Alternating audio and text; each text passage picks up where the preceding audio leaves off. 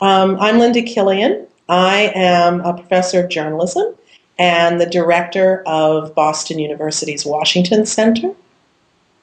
I'm Bob Zelnick, a professor of journalism at Boston University and formerly an ABC News correspondent. So, Bob, we are going to be talking about Sarah Palin today. Gee, there's plenty to say. Is she ready for the debate? I guess you saw the Katie Couric interviews. I know that the bite about when she was asked about the bailout and kind of floundered hopelessly and didn't even mention the bailout or its specifics, that bite was posted on YouTube and has gotten 1.1 million hits so far. So what do you make of that? I make that there are a lot of enthusiasts who turn on YouTube to see something titillating intellectually and politically, and this was certainly one of those things. Look, I don't think that Palin is should reflect or does reflect the old Washington hand who knows every issue and every point of debate and is well briefed on everything. I think she's learning as you go. I think she brings something entirely different to the table, and having lived and worked as a reporter in Anchorage, Alaska for 2 years, I appreciate Palin more than maybe a resident of the lower 48 might. She's fiercely independent. She makes up her own mind about issues. She has shrewd political judgment. She's not afraid to take on a challenge. And she tries very hard to do the right thing. Now, is she as well briefed on foreign and domestic issues that she would inherit as a vice president or, God forbid, a president? No, she isn't, but I would compare her experience favorably with that of Barack Obama, and I think that the difference between the two of them is that he's a more glib debater.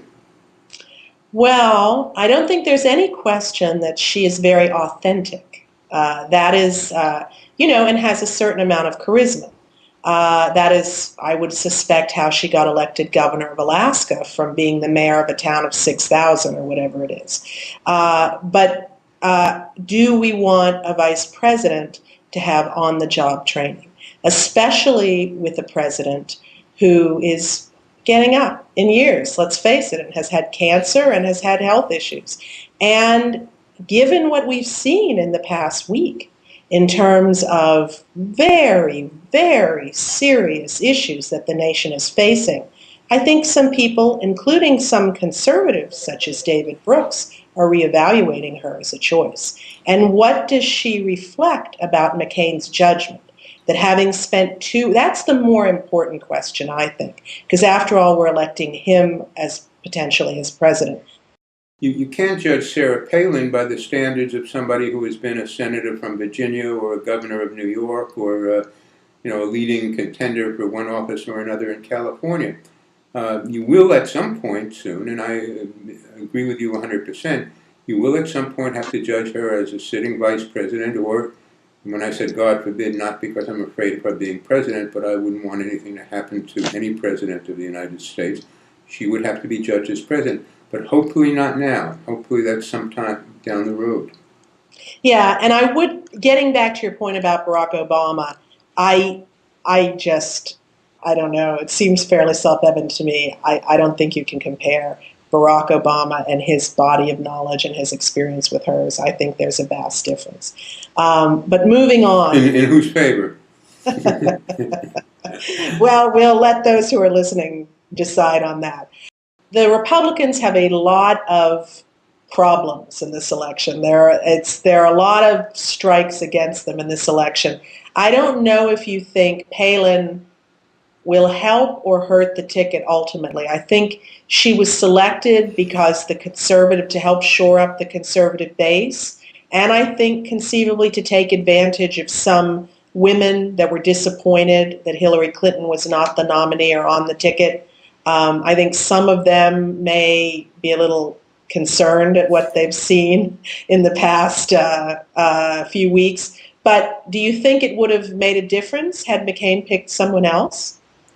Well, it might have made a negative difference politically. I personally thought if I had been asked to name his vice presidential running mate, I would have picked Condoleezza Rice and let them, complain about Iraq and complain about Afghanistan. I think she's by far the most capable person, male or female, in the Bush government, and a great lady, and would have been an asset to the ticket just because of her quality.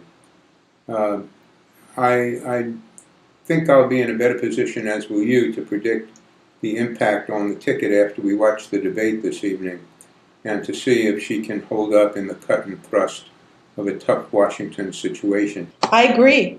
I agree. So it will be a very interesting 6 weeks between now and the election.